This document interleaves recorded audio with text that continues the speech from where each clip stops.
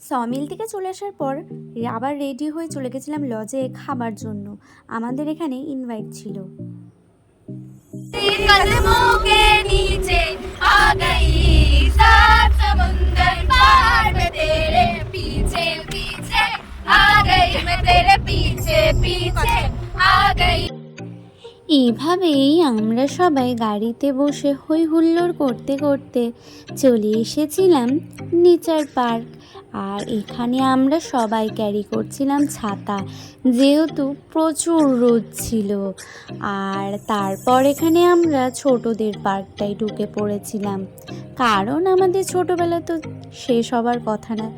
যতই বড় হয়ে যায় না কেন, দোলনায় তো চাপতেই হবে। তাই বাচ্চাদের পার্কে গিয়ে একটু মজা করছিলাম সবাই মিলে। তারপর আমরা এই গার্ডেনটাই ঢুকে পড়লাম। এই গার্ডেনে অনেক রকমের গাছ ছিল, আর তার সাথে এটা সুন্দরভাবে ডেকোরেট করা ছিল। আর তারপর আমরা এখান থেকে বেরিয়ে এই ট্রি হাউসটায় এলাম।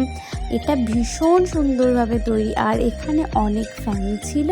তারপর সুন্দর হাওয়া দিচ্ছিল, আর তার পাশেই এই যে বিশাল বড় সমুদ্র।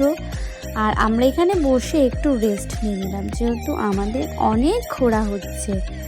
আর এখান থেকে বসে বসে একটু সমুদ্র দেখছিলাম। তারপর নিচে নেমে আরও কয়েকটা গার্ডেন ছিল, সেগুলোও দেখলাম। তারপর সেলুলার জেলের পাশ দিয়ে আমরা পেরিয়ে চলে এলাম মারিনা পার্কে।